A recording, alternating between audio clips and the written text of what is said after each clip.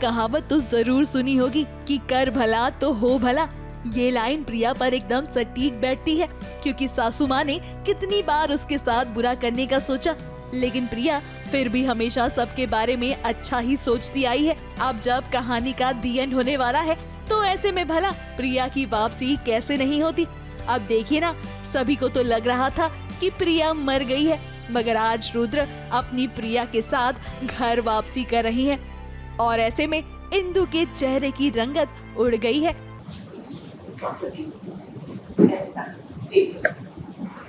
हर चीज मेरे बेटे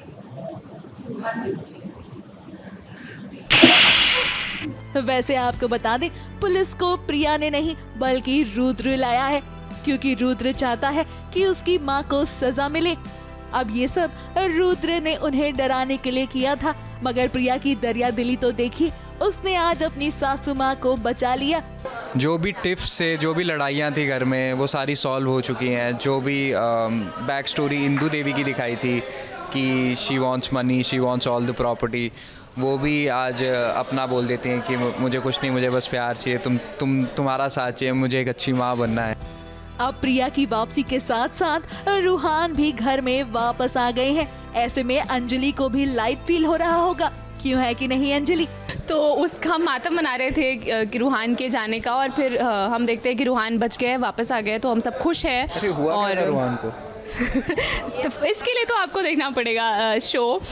अब देखिए, कहानी का दी एंड जरूर हो रहा है, जहां सभी एक हो गए हैं, क्योंकि कहते हैं ना, सुबह का भूला अगर शाम को वापस घर आ जाए तो उसे भूला नहीं कहते। बस फिर क्या, पूरे ड्रामा के बाद अब पूरी फैमिली एक हो गई है और इसीलिए इन्हें मिल गई है इनकी प्यार की राहें। अब कहानी का डी एंड जरूर हुआ है, मगर जो रिश्ते इन्होंने सेट पर बनाए हैं, इसे ये अभी भी कायम रखने वाले हैं और इसी वजह से इनकी मस्ती कम होने का नाम ही नहीं ले रही। अब कहानी का दी एंड हो रहा है, ऐसे में दर्शकों का शुक्रिया करना भी बनता है। तो सुनिए जाते जाते प्रिया और रुद्र ने सभी से क्या कहा। पहले तो थैंक यू मेरी तरफ से और मानव की तरफ से कि हमें रुद्र और प्रिया के जो कैरेक्टर्स में आप लोगों ने इतने प्यार से अपनाया, उसके लिए बहुत बहुत थैंक यू। और आज लास्ट डे है शूट का। अंदर ऑब्वियसली थोड़ा सा सैड, मतलब थोड़ा सा एक सर्टन तरीके के इमोशंस हम फील करते हैं, but we are happy with the journey. At least मैं ये कह सकती हूँ कि मैंने प्रिया के कैरेक्टर को बहुत अच्छे से जिया है और अपना बेस्ट दिया है। आगे देखते क्या होता है, पर प्रिया एंड रुद्र, दिल से आपको थैंक यू कहना चाहता हूँ। उम्मीद करते हैं कि आपकी कहानी सभी को हमेशा के लिए याद रहे और जल्द ही हम आपको नए किरदारों में देखें। ABP news report.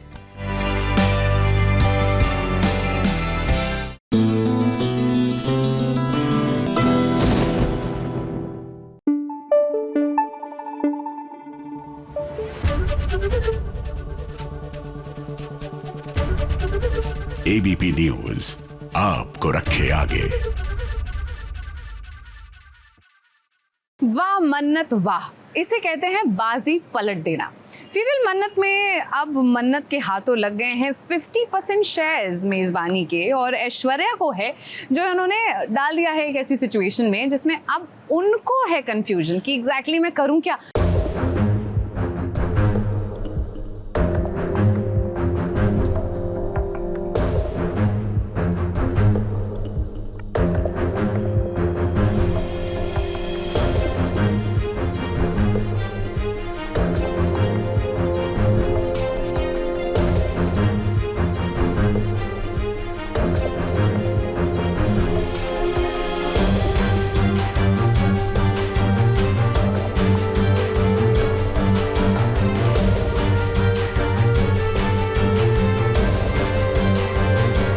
का पासा कब पलट जाए पता नहीं चलता। मन्नत के समय का पासा अब पलट चुका है, अब सब कुछ उसकी मुट्ठी में है। जब से घर वालों को ये पता चला है ना कि मन्नत अब मेजबानी की 50% शेयर की मालकिन है, तब से ही सबको जोरदार झटका लगा है।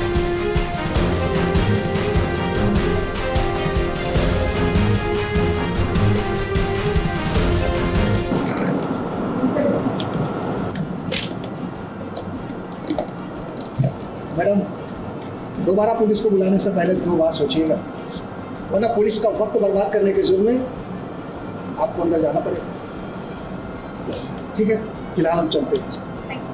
अब देखिए ऐश्वर्या कैसे सबके सामने नाटक कर रही है। अब उसे तो अच्छे से पता है ना कि मन्नत को सच पता है कि वो उसकी माँ है, लेकिन ये सब कुछ वो सबको बता नहीं सकती है। वो सबको ये भी नहीं बता सकती कि मन्नत ने उसे ये सब करने के लिए मजबूर किया है।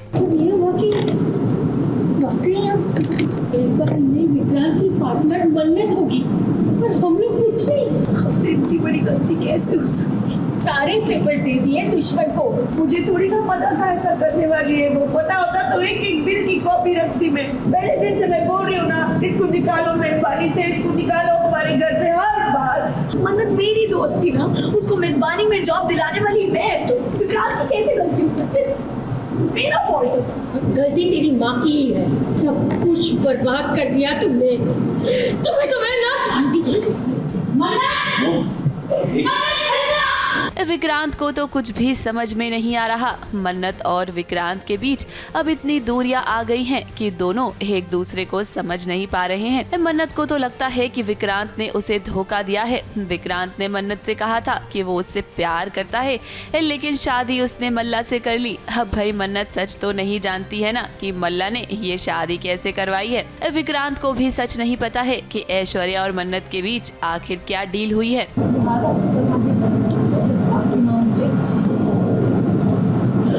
नौकरानी की गुलामी करेंगे अब हम सब क्या बेवकूफ है जो यहाँ आपके साथ बिजनेस कर रहे हैं? बोलिए नाटी, बर्बाद कर दिया आपने मेरे करियर को। क्या सोचा मैं? क्या लगा आपको? मतलब क्या कि मैं ये चॉल क्वीन के ऑर्डर सुनूंगा मैं? Yes ma'am, yes ma'am, no ma'am, no ma'am, no never, कभी नहीं। अब देखा जाए तो इस खेल में मन्नत की जीत हुई है और बाकी सभी घर वाले तो बस देखते ही रह गए। मन्नत अब घर की मालकिन बन गई है और ये सुनने के बाद सभी घर वाले ना काफी ज्यादा शॉक हो गए हैं। अब जाहिर सी बात है कि जिससे वो काम करवाते थे उसके लिए अब काम करना पड़ेगा, तो बुरा तो जरूर लगेगा। ABP news report.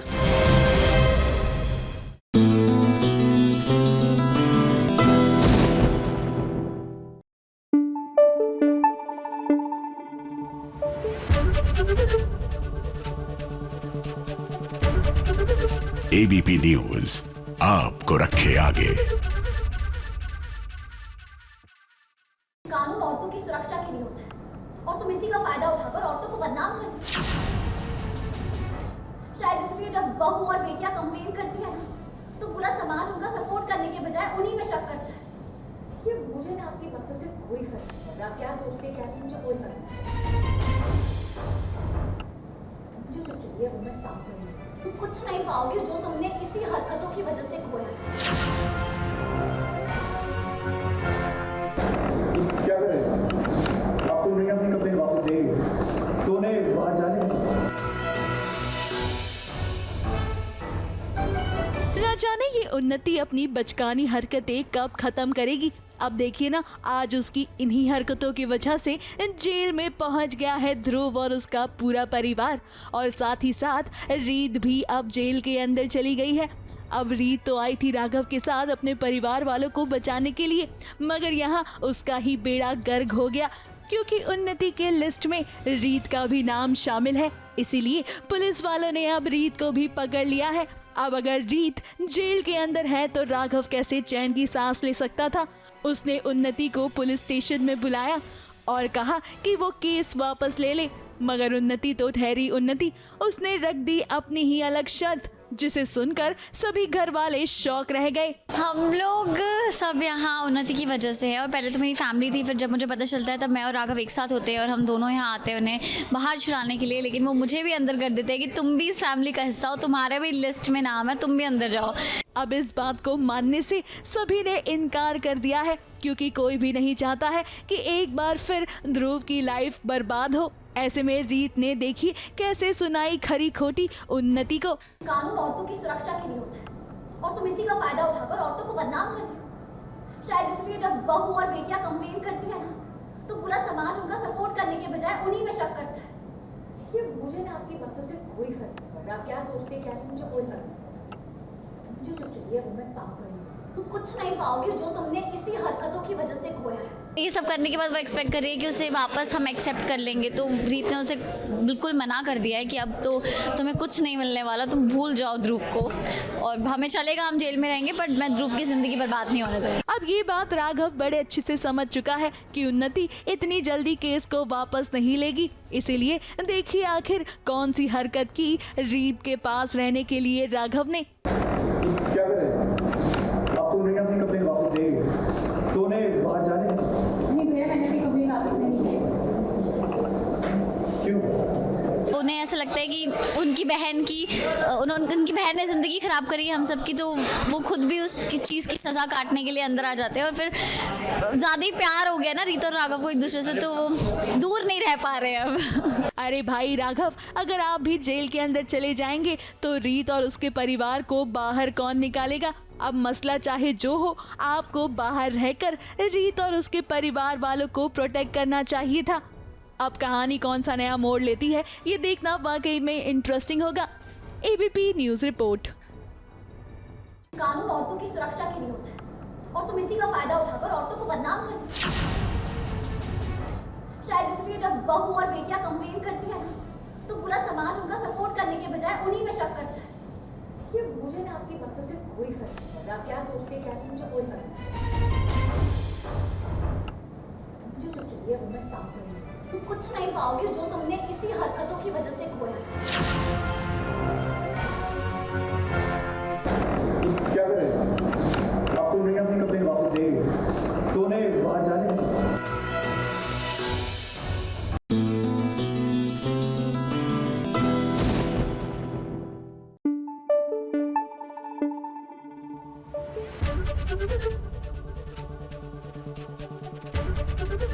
ABP news आपको रखे आगे। शेफाली जरीवाला का इस दुनिया से जाना हम सबको, यहाँ तक कि पूरी टीवी इंडस्ट्री को एक सदमा देकर गया है। और वो कहते हैं ना कि किसी के सुख में आप भले ही ना खड़े हों, लेकिन उनके दुख में उनके लिए ज़रूर आपको उपस्थित होना चाहिए। अब ऐसे में शेफाली के बहुत सारे फ्रेंड्स कल उनको श्रद्धांजलि देने ओशीवारा पहुँचे, जहाँ पर उनके लास्ट राइट्स किए गए, जहाँ पर उनका अंतिम संस्कार हुआ। कौन कौन वहाँ पर आया, ज़रा एक नज़र डालिए।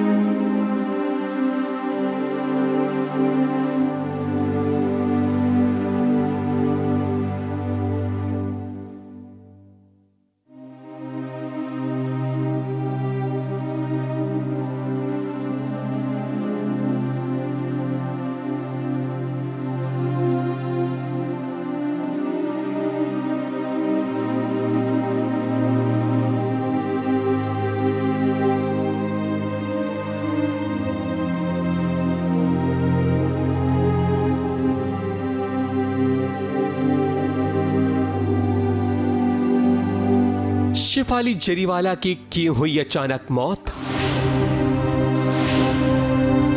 क्या एंटी एजिंग दवाओं के कारण शेफाली को आया कार्डियक अरेस्ट? आखिर क्या हुआ जिसके कारण शेफाली की मौत हुई है?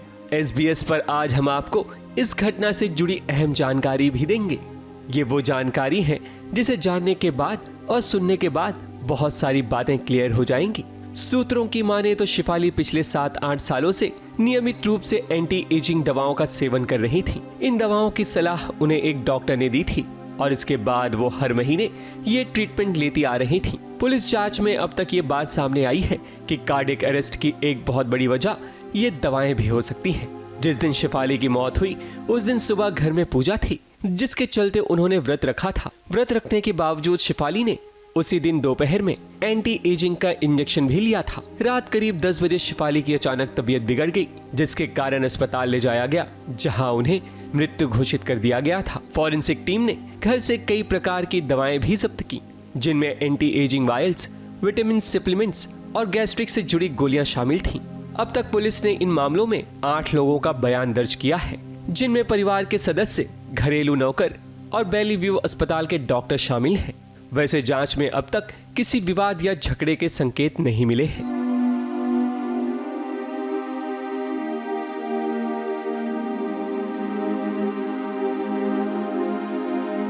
शिफाली का पोस्टमार्टम दोपहर में शुरू हुआ और उनका पार्थिव शरीर तकरीबन 4:30 बजे उनके परिवार वालों को सौंप दिया गया था, जहां उनके पति पराग त्यागी, उनकी बहन शिवानी के साथ पिता भी मौजूद थे। पार्थिव शरीर को घर लाया गया और फिर सुहागनों की तरह शिफाली को सजाकर उन्हें इस दुनिया से रुखसत किया गया। पराग त्यागी जब जब शिफाली का चेहरा देख रहे थे तब तब उनकी आंखों से आंसुओं की धारा बह रही थी। बोल रहा हूँ, आप अंदर से टूटे हुए हैं, वो कुछ बोलने लायक नहीं। क्या बोले, क्या अंदर से उनका कल मिलेंगे तब आगे की बातचीत कुछ हो पाएगी। आज तो कुछ नहीं बात हो पाई, आज खाली उनका क्रियाक्रम हो पाया। शिफाली जरीवाला को पंचतत्व में विलीन कर दिया गया, जहां उनके करीबी दोस्त भी नजर आए। शहनाज गिल, ऐश्वर्या सखूजा, विकास गुप्ता, वरुण बडोला, आरती सिंह, माहिरा शर्मा, रश्मि देसाई, सुनिधि चौहान, मीका सिंह, इनके अलावा और भी परिचित लोग शामिल थे, जो पराग त्यागी और उनके परिवार के इस दुखद घड़ी में उनका दुख बांटने पहुंचे थे। मैं भगवान से यही प्रार्थना करूंगा कि उनकी आत्मा को शांति दे।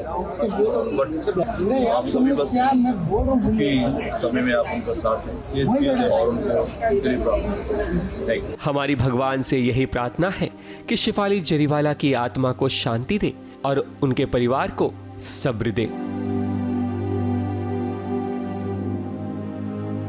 मुंबई से सोनू शुक्ला और कलीम सलमानी के साथ एबीपी न्यूज रिपोर्ट।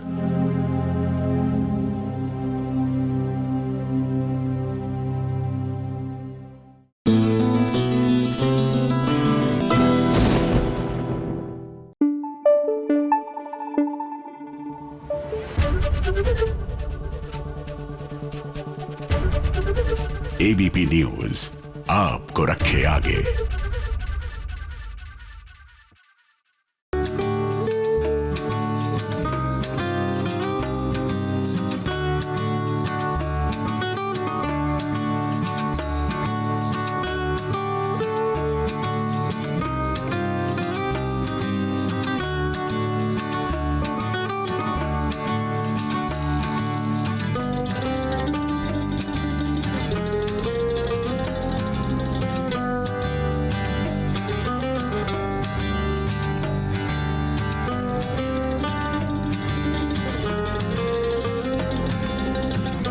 साइली के चेहरे पर मुस्कान कैसे लानी है, ये बात सचिन से अच्छा भला कौन जानता है। और ऊपर से आज तो मौसम भी एकदम रोमांटिक है, हर ओर हवाएं चल रही हैं। और इसी बीच इस सचिन ने सोचा कि क्यों ना साइली का मूड ठीक करने के लिए कुछ किया जाए।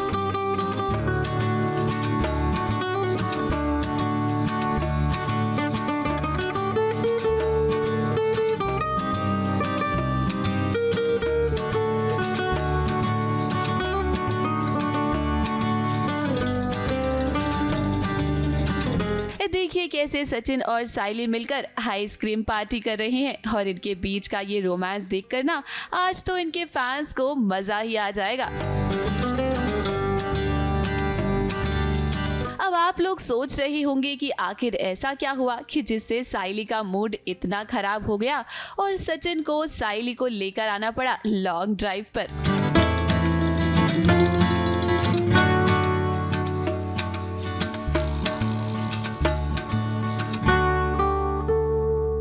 वैसे ये कोई नई बात तो है नहीं, आप लोग तो जानते ही हैं कि देशमुख परिवार में आए दिन नया ड्रामा होता ही रहता है।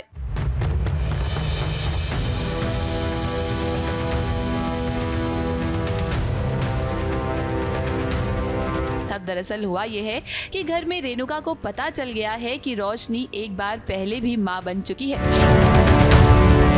क्यों अकेले में? हाँ?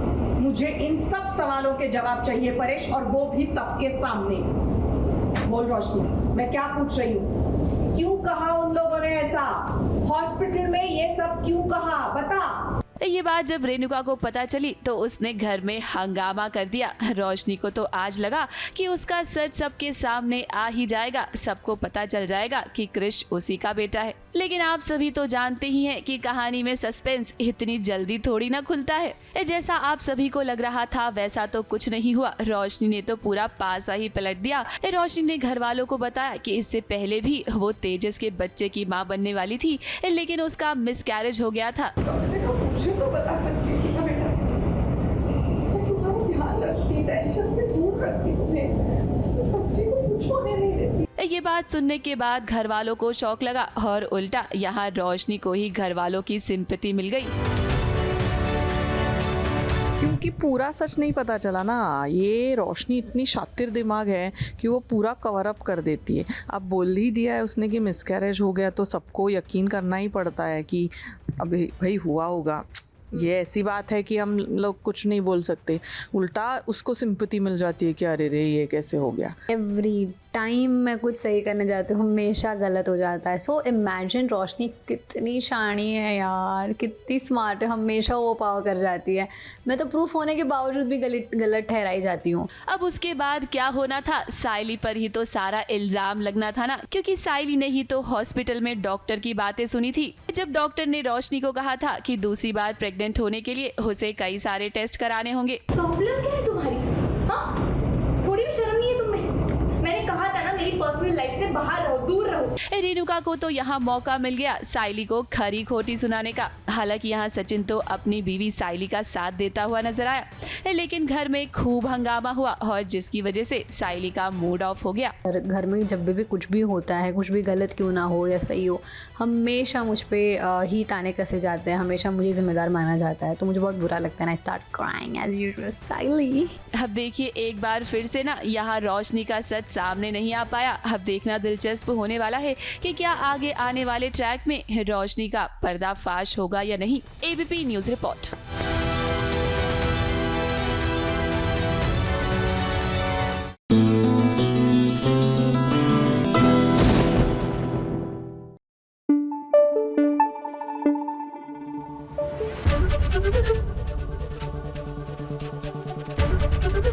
एबीपी न्यूज आपको रखे आगे।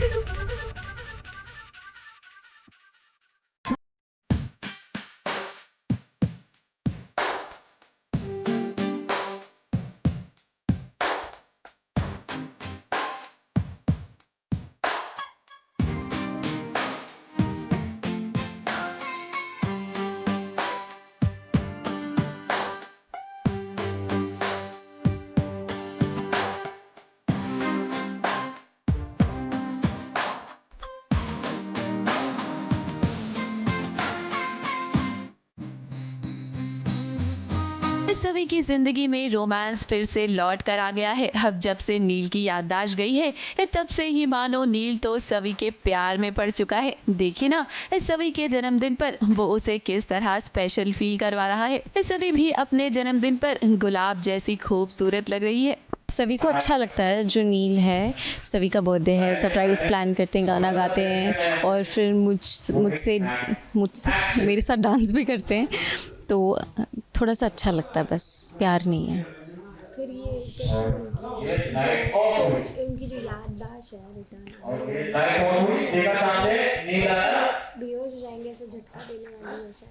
नहीं, अभी तक तो ऐसे याददाश्त आई नहीं है, बट आएगी, और जब आएगी तब मैं उन्हें सच्चाई बता दूंगी, क्योंकि मैं सिर्फ नाटक कर रही हूँ। ऐसे तो मैं अपनी रज्जू क्या हो गया मुझे, रजत से प्यार करती हूँ ना मैं, तो वो जब उनको याददाश्त आ जाएगी तब मैं सब सच बता दूंगी। वैसे अगर देखा जाए तो सभी तो रजत से प्यार करती है, लेकिन नील उसके लिए इतना कुछ कर रहा है और ये सब देखकर कहीं ना कहीं उसे स्पेशल फील तो हो ही रहा है। हो गया दिल जानिए मैं तेरा ही हो गया, हो तेरे आगे पीछे घूमे सो। हाँ, हम जानते हैं सभी, अभी तो आप इनकार कर रही हैं इस बात से कि आप नील से प्यार नहीं करती, लेकिन कहीं ना कहीं आपके मन में नील के लिए फीलिंग्स तो आ ही रही है ना। अब ये सब देखकर हमें तो लगता है कि सवी और नील की ये प्यारी सी फैमिली कंप्लीट हो गई है, लेकिन ये सब कुछ कब तक ऐसा रहेगा ये भी देखना होगा, क्योंकि हम सभी जानते हैं कि घर में सभी लोग इस वक्त नाटक कर रहे हैं। नील की माँ तो सवी को बिल्कुल भी पसंद नहीं करती हैं और वो इस वक्त बस यही चाहती हैं कि नील जल्द से जल्द ठीक हो जाए और उसके बाद सवी इस घर से चली जाए। ना जी जो है उन्हें नहीं पसंद, फिर बाकी सबको इतना पसंद नहीं है, और मेरी जो मम्मा है भाग्यश्री जी, उनको तो वैसे ही नहीं पसंद, वो तो वैसे ही बहुत गुस्सा करती है मुझे, और तारा भी बहुत गुस्सा करती है। अब रिद्धि भी पहले प्यार करती थी, वो भी गुस्सा कर रहे हैं, सब गुस्सा कर रहे हैं मुझे, सिर्फ नील प्यार करता है। प्यार इन द सेंस अभी जब तक याददाश्त नहीं तब तक वो प्यार से हैं, मेरी बच्ची मुझसे प्यार करती है, बस दैट्स इट। मुझे नहीं पता यार मैं थोड़ी लिख रही हूँ, मुझे नहीं पता, अभी तक स्क्रिप्ट पढ़ी नहीं है मैंने।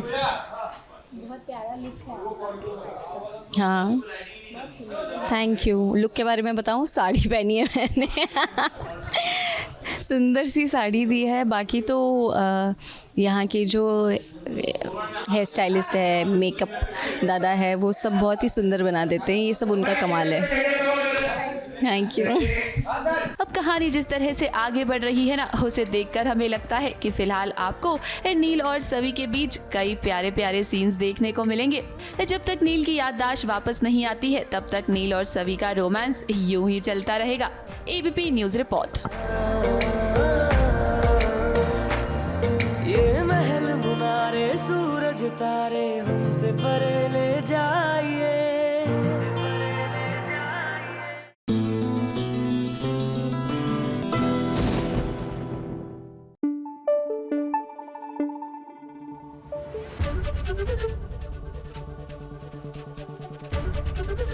एबीपी न्यूज आपको रखे आगे।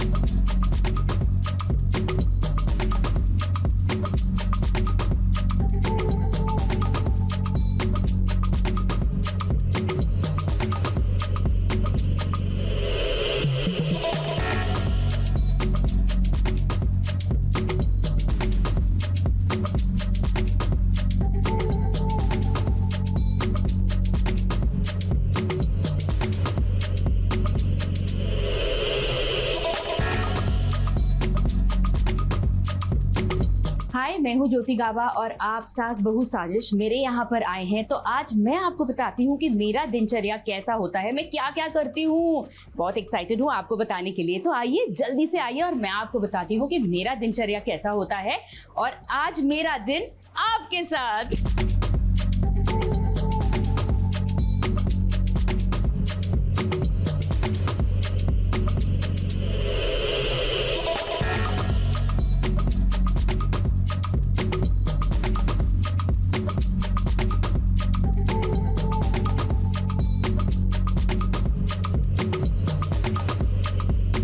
ऐसे होती है मेरे दिन की शुरुआत। रोज नए चैलेंजेस फेस करने होते हैं तो हमें शक्ति चाहिए रहती है। तो मैं अपनी शक्ति लेती हूँ पूजा पाठ से।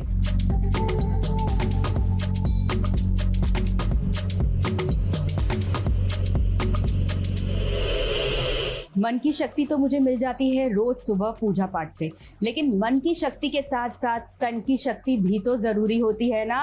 तो उसके लिए मैं जिम जाती हूँ, लेकिन आज मैं जिम नहीं जा पाई।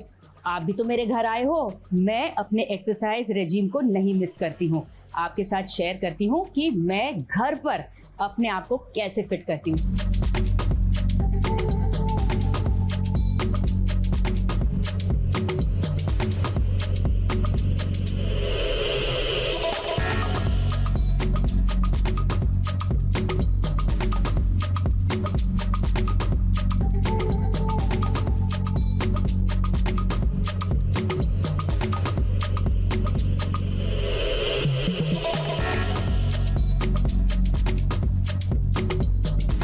पूजा भी तो करनी है ना, और वो भी हेल्दी होनी चाहिए। तो चलिए बताते हैं आपको कि मैं अपने ब्रेकफास्ट रूटीन में क्या क्या बनाती हूँ और आज मैं क्या बनाने वाली हूँ, क्योंकि आप मेरे घर में आए हैं ना, तो मेरी जो स्पेशल और टेस्टी वाली रेसिपी है ना, वो मैं आपके साथ शेयर करूंगी।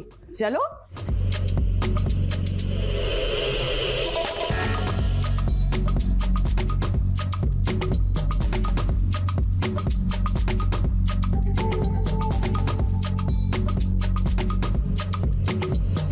मैंने आपसे कहा ना झटपट बनाना होता है, इतना टाइम नहीं होता है शूटिंग के टाइम पे जब मैं जाती हूँ। तो समथिंग जो बहुत फटाफट कर सकता है इंसान, मैं वही करती हूँ। ये सबसे इजी रेसिपी है।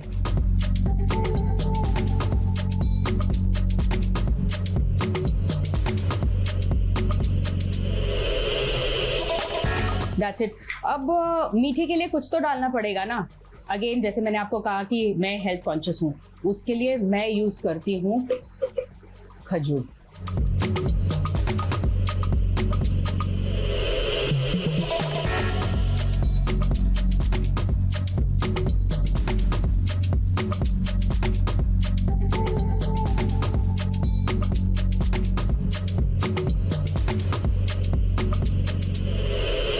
मेरा दिन प्लान करना है कि फुल डे मेरा कैसा एग्जीक्यूट होगा, तो मैं वो भी यहाँ पर बैठ करके कर लेती हूँ। एक मैंने डायरी रखी हुई है जो मेरे बेड साइड में रहती है। इस डायरी में मैं जनरली अपना टू डू लिस्ट बनाती हूँ। अगर मुझे शूट पर जाना है तो ब्रेकफास्ट में मैं क्या ले जाऊँगी, लंच में मैं क्या प्रेफर करूँगी।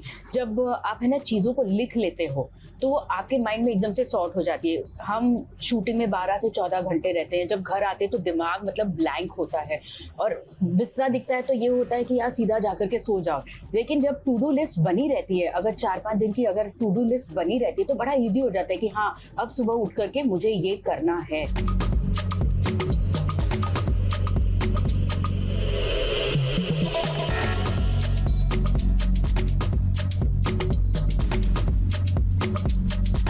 मैंने कुछ ज़्यादा वॉल पेंटिंग्स ये सब नहीं लगा करके रखे हुए हैं, क्योंकि ना तो वेरी फ्रैंकली स्पीकिंग इसकी मुझे है ना इतना नॉलेज भी नहीं है, और मेरा माइंड ऐसा रहता है कि यार मुझे ना चीज़ें साफ़ दिखनी चाहिए, मुझे दीवारें साफ़ दिखनी चाहिए। तो आप देखेंगे कि मोस्टली मेरे घर में आपको सिर्फ पेंटेड वॉल्स दिखाई देंगी, कुछ ज़्यादा आपको डेकोरेटिव आइटम्स नहीं दिखाई देंगी।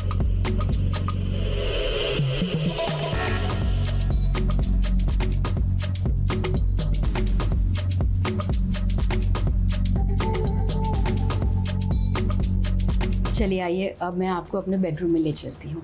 आइए। और जैसे कि मैंने आपसे कहा कि मुझे क्लटर फ्री पसंद है, तो मैं कोशिश करती हूँ कि मैं हर चीज़ अच्छे तरीके से रखूँ और वो फैली हुए ना दिखे। और यही चीज़ मैं अपने बच्चों से भी कहती हूँ, लेकिन आपको पता है कि वो क्या करता है? मैं आपको बताती हूँ। वो आप देख रहे हो ना बीन बैग, जब मैं अपने बच्चे से कहती हूँ ना कि भाई मुझे कमरा साफ़ चाहिए, तो कहता है यस आई एम लिसनिंग। कान में ईयरपोड्स लगे होते हैं, या I am listening. I am sure आपके भी बच्चे यही करते होंगे ना। ये है मेरी रिंग लाइट, जो बहुत ज़रूरी होती है रखने के लिए घर में, क्योंकि बहुत सारे ऑडिशंस देने होते हैं। हाँ रील्स भी बनते हैं, लेकिन उससे ज़्यादा ये काम में आती है जब मुझे अपने ऑडिशंस भेजने होते हैं। सो ये रिंग लाइट मैंने रखी हुई है अपने रूम के अंदर। एंड ये आप जैसे देख रहे हैं कि ये मेरा वार्डरोब है। मैंने एक और मिरर रखा हुआ है मेरे बेडरूम के डोर पर भी, जहाँ पर मतलब मुझे अगर फुल लेंथ में अगर मैं देखना चाहती हूँ अगर मेरी साड़ी प्रॉपर है या नहीं है, मैंने फुल लेंथ का एक मिरर अपने डोर पर भी लगाया हुआ है। एंट्रेंस पर मैंने लगाया हुआ है, जो मैं यूज़ करती हूँ जनरली चेक करने के लिए। और उसके अलावा ये साइड में मेरा ड्रेसिंग कॉर्नर है। आइए मैं आपको दिखाती हूँ अपना ड्रेसिंग कॉर्नर।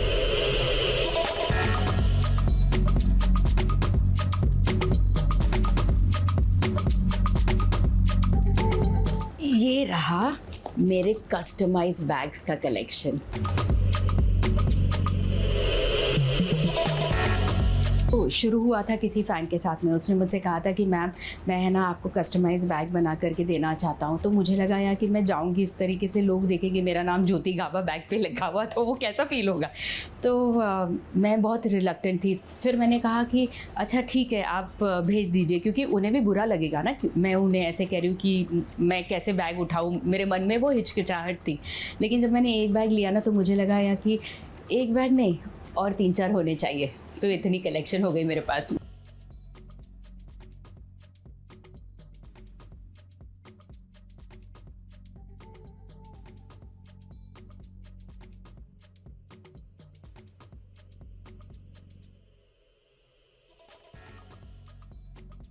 तो आप मुझे सिर्फ एक्टर के रूप में पहचानते हैं, लेकिन क्या आपको पता है कि मैं एक्टर कैसे बनी? कई बार ऐसा होता है कि जो हम नहीं जानते वो चीज़ें हमारे साथ अचानक से हो जाती हैं, और वही मेरे साथ हुआ है। मेरा एक्टिंग से दूर दूर तक कुछ लेना देना नहीं था, लेकिन अब मैं मतलब एक फुल टाइम एक्ट्रेस हूँ। मैं आपके साथ ये बात शेयर करना चाहती हूँ कि करीबन 27 साल पहले मेरी ये जर्नी शुरू हुई, एंड मैंने कभी सोचा भी नहीं था कि मैं इस इंडस्ट्री में आऊँगी, क्योंकि मैं एक स्कूल टीचर रह चुकी हूँ जहाँ मैं स्कूल में पढ़ाती थी। एंड मुझे बड़ा शौक़ था कि मैं अपने बच्चों को टेलीविज़न पर देखूं। तब मैं अपने छोटे छोटे बच्चों को मैं ऑडिशंस के लिए ले जाती थी। करीबन 3-4 महीने के मेरे बच्चे थे उस समय पर। मैं बच्चों को ऑडिशन के लिए ले जाती थी, और वहाँ पर लोग मुझसे कहने लगे कि आप क्यों नहीं ट्राई कर। कहीं ना कहीं मतलब मुझे अंदर से उत्सुकता थी कि मैं इस लाइन में आगे बढ़ूं, कि मैंने बहुत ऑडिशंस दिए। आपने मुझे 27 साल की जर्नी में आपने जितने मुझे असाइनमेंट्स में देखे होंगे, तो उससे कई गुना ज़्यादा मैंने ऑडिशंस दिए हैं इस मुकाम पर पहुंचने के लिए। तो मैं आप सबसे ये बात को शेयर करना चाहूँगी कि अगर आप कहीं पहुंचना चाहते हैं और आपने ठान लिया है, तो आपको उस तरफ वर्क करना चाहिए और कंसिस्टेंटली वर्क करना चाहिए। आज आपके साथ में ये दिन स्पेंड करके मुझे तो बड़ा मज़ा आया। आई एम श्योर आपको भी मज़ा आया होगा, ज़रूर बताइएगा।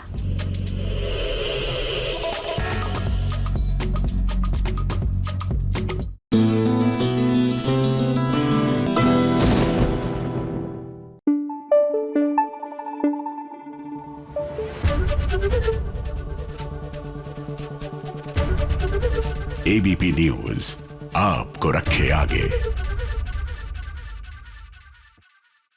लीजिए एक और लव ट्रायंगल। झनक में अभी फिलहाल झनक के सामने आ गई हैं मून, जिन्हें सच्चाई के बारे में कुछ पता ही नहीं है कि झनक की शादी ऑलरेडी ऋषि से हो गई है।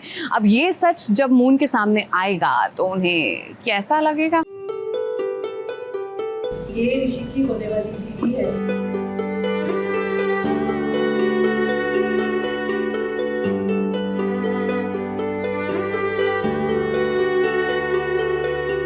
ये क्या हुआ? तुम्हारी आंख को क्या हुआ?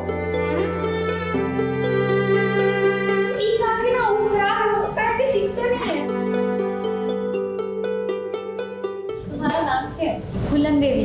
आप है ना बहुत ही ज्यादा सुंदर हो, और तुम बहुत ही ज्यादा हंसमुख हो। पानी ला देना फटाफट आपके लिए।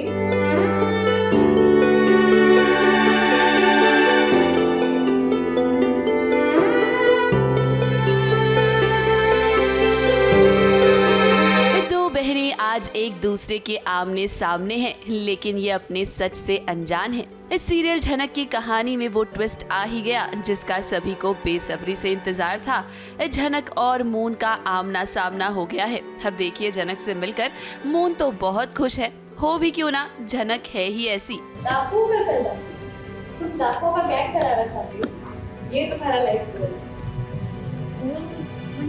मतलब ये तुम्हारी इच्छा है। हाँ, उनका बात है ना, तो वो फिल्म देखी थी ना फूलन देवी का। हाँ, तो तब से हमरा यही इच्छा है। आ समझ। झनक की बातें सुन कोई भी उसकी बातों में आ ही जाता है। अब देखिए फिलहाल तो मून ये नहीं जानती है कि झनक और ऋषि की शादी हो गई है, और झनक ने भी सबको अपना नाम फूलन देवी बताया है, क्योंकि वो भी नहीं चाहती कि सबको उसके और ऋषि के रिश्ते की सच्चाई पता चले। वैसे तुम्हारा ये नाम किसने? हम रखी ना, अरे हम खुद ही अपना नाम कर रहे हैं। अच्छा नाम है ना। ऋषि तुम्हें यहाँ कैसे लेकर तुम्हें काम की तलाश थी? सरी बाबू हमको बोले पता है कि फूलन देवी कलकत्ता चलो हमरे संग। वो कहा है कि हम अपनी सुंदर सी होने वाली मेहरारू से मिलाने। ऐसे एक बात कहता आपको, आप है ना बहुत ही ज्यादा सुंदर हो, और तुम बहुत ही ज्यादा हंसमुख हो। वैसे हमें लगता है कि अब मून और झनक के बीच एक अच्छा रिश्ता बनेगा। हालांकि ये बात झनक जानती है कि मून और ऋषि की बहुत जल्द ही शादी होने वाली है। अब जिन हालातों में झनक और ऋषि की शादी हुई, झनक ये बात जानती है कि ऋषि उसे अपनी पत्नी नहीं मानता। मून और ऋषि की शादी की बातों को सुन झनक की आंखों में आंसू भी आ जाते हैं, लेकिन वो खुद के इमोशंस को कंट्रोल करती है। आप भी बहुत चौचक है, आपको ब्याह होगा ना?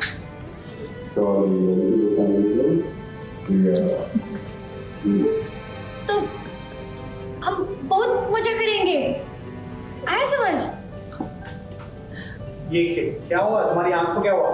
हमरा ना एक आँख खराब है ना, तो हमको कहा है कि कभी कभी ऐसे जलन होने लगता है, वो दिखता नहीं है हमको।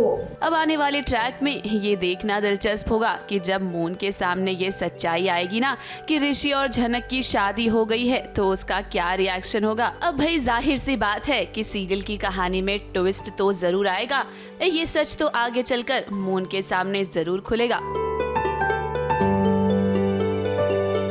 ABP news report.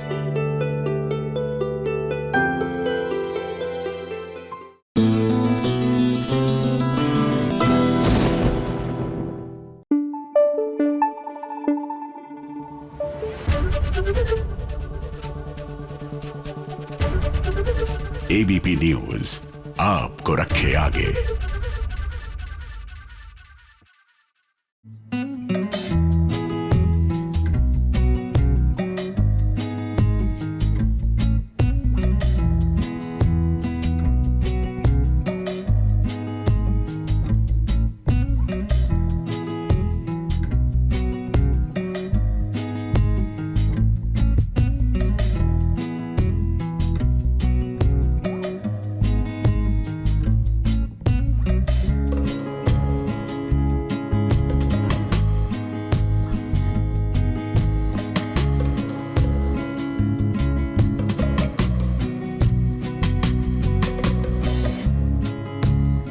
आदित्य, वाह, लगता है कि आप बहुत जल्द ही प्रीत के प्यार में पड़ने वाले हैं। अब आपने तो कहा था कि आप लड़कियों से दूर रहते हैं, फिर ऐसा कैसे हुआ? चलो अच्छा है कि मेकर्स जल्द ही कहानी में लव एंगल लेकर आ रहे हैं, क्योंकि ऑडियंस भी तो यही देखना पसंद करती है ना। अब देखिए, नोक झोंक के बीच में प्रीत और आदित्य के बीच प्यार की शुरुआत हो रही है। हालांकि अभी दोनों एक दूसरे से बस लड़ते झगड़ते ही रहते हैं। अब देखिए, यहाँ कोई है जिसकी नजर है इन दोनों पर। जाहिर सी बात है कि ये निशा ही है। जब भी प्रीत और आदित्य साथ होते हैं ना, निशा वहाँ पहुँच ही जाती है। देखिए तो कैसे चुपके चुपके निशा इन दोनों को देख रही है। वो तो ऑब्वियसली निशा को पसंद नहीं है जब आदित्य और प्रीत आसपास होते हैं, बिकॉज निशा के ऑब्वियस रीज़न है, बिकॉज निशा को आदित्य पसंद है। सो ऑब्वियसली वो जब भी उन दोनों को साथ में देखती है तो उसे गुस्सा आता है कि ये दोनों साथ क्यों है। मगर सवाल ये निशा हर जगह पहुंच कैसे जाती है और ऐसे मोमेंट में ही क्यों पकड़ती है? I have powers. या मतलब कहीं भी पहुंच जाती है, कभी गाड़ी से बैठ के देखती है, कभी मंदिर में छुप के देखती है। ऐसा स्पाई टाइप की थोड़ी निशा। अभी तो पता नहीं आगे मैं कहाँ कहाँ छुप के देखूंगी। हाँ, हो सकता है पाइप पे चढ़ के देख रही हो। इस कहानी में आदित्य और प्रीत की जोड़ी तो बन ही गई है, लेकिन निशा हार मानने वाली नहीं है। देखिए तो कैसे वो आदित्य के साथ फ्लर्ट करने की कोशिश कर रही है। वैसे निशा, एक बात हम आपसे कह देते हैं कि इतनी मेहनत करने का कोई फायदा नहीं है, क्योंकि जोड़ी तो प्रीत और आदित्य की ही बनेगी। नहीं, इन्हें बहुत सारी गलतफहमियां है, तो मैं वो सारी गलतफहमियां क्लियर कर रहा था। कोई गलतफहमी है नहीं मुझे पता है कि आदित्य इंटरेस्टेड है, मुझे बस बता नहीं रहा है। नहीं, इसे पता नहीं है, आदित्य किसी में इंटरेस्टेड नहीं है इस वक्त। मुझ में है। नहीं है, बिल्कुल नहीं है। और यही बात क्लियर करना चाह रहे थे। ये सीन ही वो था जहाँ पे वो क्लैरिफाई करके निकल जाता है, लेकिन इन्हें फिर भी लग रहा है कि मैं इंटरेस्टेड हूँ, लेकिन नहीं हूँ। निशा और आदि के बीच में इस वक्त तो कुछ भी नहीं है, बट देखा जाएगा आगे कैसा बॉन्ड बनता है। अगर आदि के दिल में निशा के लिए थोड़ी सी भी मतलब 0.5 mm भी अगर कोई जगह बन पाती है या नहीं, लेट्स सी। नहीं, अगर वही तो है इंटरेस्टिंग चीज़ कि आपको ये जो लव ट्रायंगल है, ये एंड तक अभी आपको ऐसे क्लैरिफाई किया नहीं जाएगा कि क्या होने वाला है। वो बाय द एंड जो कंक्लूजन है वो देखने के लिए तो आपको सारे एपिसोड्स देखने ही पड़ेंगे। प्रीत की कहानी में तो रोमांस चल रहा है, लेकिन दूसरी तरफ देखिए परी और नीति का अलग ही ड्रामा चल रहा है। अब देखिए ना, टीवी की दुनिया में हमेशा ऐसा कैसे होता है, लोग एक दूसरे के सामने होते हैं लेकिन एक दूसरे को देख नहीं पाते। परी नीति की आंखों के सामने है, लेकिन नीति उसे देख ही नहीं पा रही है। और आप तो जानते ही हैं कि परी की याददाश्त चली गई है, ऐसे में वो नीति को पहचान नहीं सकती है। अब जिस तरह से एक कहानी आगे बढ़ रही है ना, कहानी में रोमांस और ड्रामा दोनों ही आपको भरपूर देखने को मिलेगा। मुंबई से कैमरामैन भुवन सिंह के साथ एबीपी न्यूज रिपोर्ट।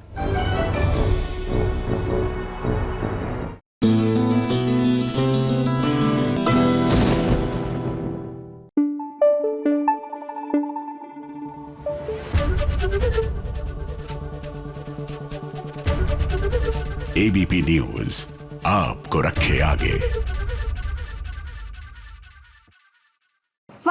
फाइनली हमें लगा था कि मंगल की ज़िंदगी में थोड़ी तो खुशी आएगी, उनको भी थोड़ा सांस लेने का मौका मिलेगा। लेकिन ऐसा कुछ भी नहीं है, क्योंकि जब तक आदित्य है उनकी लाइफ में तब तक कुछ ठीक कैसे हो सकता है। अच्छा खासा उनकी सगाई हो रही थी कपिल से, लेकिन अभी फ़िलहाल आदित्य को ये शिकायत है कि उनको बताया क्यों नहीं गया। वैसे आदित्य, आपसे ये सवाल है कि पति होने का कोई धर्म तो आपने निभाया नहीं है, लेकिन शिकायतें आपकी हर मौके पर आ जाती हैं, ऐसा क्यों है? तो ये क्या प्रेम का एक नया अध्याय लिखा जा रहा है, जिसके साक्षी बनने के लिए आप सब सादर आमंत्रित हैं। मंगल श्रीवास्तव, कपिल भटनागर की सगाई समारोह में आप सबका स्वागत है। दो दिलों के मिलन के अवसर पर आपका आशीर्वाद ही अनमोल भेंट होगा।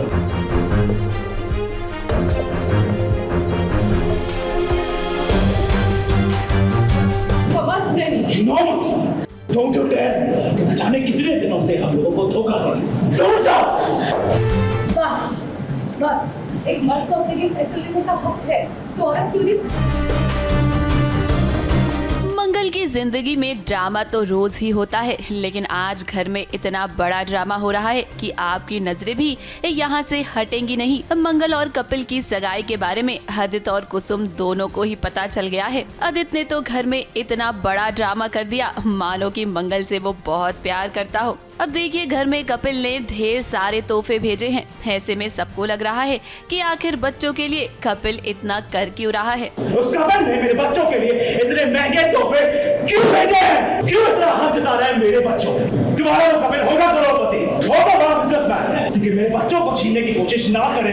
आदित्य तो पूरी तरीके से भड़क चुका है। उसने अपनी माँ कुसुम को बता दिया है कि मंगल और कपिल की सगाई हो रही है। देखिए तो किस तरह से वो सगाई का कार्ड सभी के सामने दिखा रहा है। अब भाई, जब ये सब कुछ कुसुम ने देखा ना, तो उसका तो दिल ही टूट गया, क्योंकि कुसुम को नहीं पता था कि मंगल और कपिल की सगाई हो रही है। पहली बार आदित्य बहुत पॉसेसिव हो रहा है। आदित्य को बहुत गुस्सा आ रहा है मंगल पे, कहीं ना कहीं उसका दिल जल रहा है। कहते हैं ना, जो अपना फेवरेट खिलौना होता है जो हमारे पास है, तो हम उसको उठा के फेंकते रहते हैं, इधर उधर घूमता रहता है। जब बाहर से कोई मेहमान आ जाए, उसका बच्चा उसको खेलने लगता है तो तुरंत ही बुरा लग जाता है। कुसुम का काफ़ी दिल टूट चुका है और काफ़ी मतलब सस्पेंस है कि सच्चाई बाहर कैसे आएगी। कुसुम को पता चल रहा है कि मंगल की सगाई कपिल के साथ होने जा रही है। वैसे हम आपको ये सच बता दें कि मंगल ने ना कुसुम को सारा सच बताया था, लेकिन यहाँ पर ट्विस्ट ये है कि जिसे मंगल ने सच कहा था वो कुसुम नहीं बल्कि सौम्या थी। जी हाँ, दरअसल ये सब कुछ ना सौम्या की चाल थी।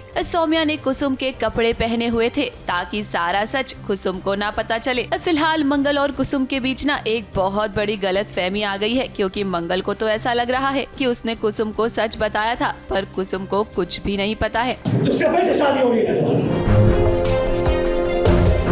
कितने दिनों में शादी हो रही है? पता तो होगा ना, कल शाम को पूजा में बैठी थी तुम उसके साथ। देख रही है ना माँ, किस तरह आपके बीच में चुनाव होता है आपकी। मेरे अम्मा को पता है। अम्मा की क्या औकात है तुम्हारे साथ? अरे हम जैसे मामूली लोगों को तुम कुछ क्यों बताओगी? इसे कहते हैं तरक्की करना। मैंने कुछ नहीं छिपाया, मैंने बताया अम्मा को, वो जानती है। तुमने कब बताया मंगल? कल रात को तो बताया मैंने आपको। कल रात हम घर पर थे ही नहीं, हम जगराता में थे। और आपने सुबह मुझे वो टीका लगाया था, मुझे लगा आपकी रजामंदी है, इसलिए आपने मुझे टीका लगाया। तुमने टीका सौम्या के कहने पर लगाया था, तुम सुदेश जी का इतना ख्याल रखती हो इसलिए। मैंने कल रात आपको बताया। क्या हम झूठ बोल रहे हैं? हद सारी हदें पार कर दी तुमने। मुझे तो अब तक यकीन नहीं कितनी आसानी से तुम उस कपड़े से शादी कर रहे हो, वो भी दूसरी शादी। बस मंगल, बस करो, खत्म हो गया सब।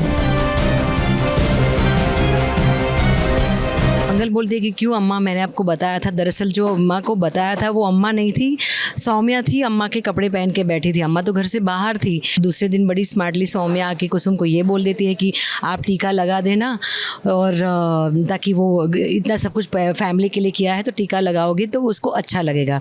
तो कुसुम ये सोच के टीका लगाती है कि चलो सौम्या ने बोला है तो मैं टीका लगा देती हूँ। लेकिन यहाँ मंगल ये समझिए कि अगर आप अनुमति दे रही है इस शादी के लिए तो मुझे टीका लगाना। फिलहाल घर में जोरों शोरों से ड्रामा चल रहा है। मंगल अपनी सासू माँ कुसुम को ये समझाने की कोशिश कर रही है कि उसने जो कुछ भी किया ना वो अपनी माँ की वजह से किया। मंगल की माँ चाहती है कि मंगल और कपिल की सगाई हो जाए, क्योंकि अगर ऐसा नहीं हुआ तो वो अपना ऑपरेशन नहीं करवाएंगी। हाँ, मैं कर रही हूँ सगाई, लेकिन मजबूरी है मेरी। अब उस दिन मेरी मम्मी हार्ट अटैक के बाद ऑपरेशन नहीं करवा रही, मान ही नहीं रही थी। सिर्फ एक ही बात से राजी हुई कि अगर मैं कपिल जी से शादी करने के लिए हाँ कह दूंगी तो वो ऑपरेशन करवाएंगे। कुसुम मंगल की बातें सुनती तो है, लेकिन वो अपनी भी एक शर्त सामने रख देती है। कुसुम मंगल से कहती है कि वो कपिल से शादी ना करे। तैयारियां तो बहुत जोरों से हो रही है, तो सगाई तो होगी ही, लेकिन एक्चुअली होगी कि नहीं होगी पता नहीं, लेकिन कुसुम नहीं जाएगी।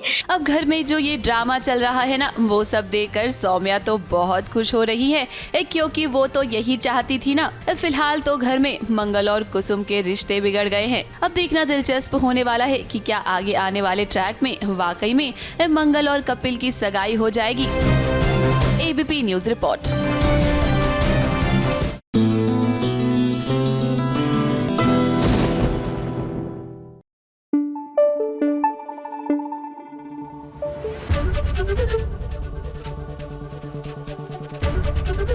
एबीपी न्यूज आपको रखे आगे।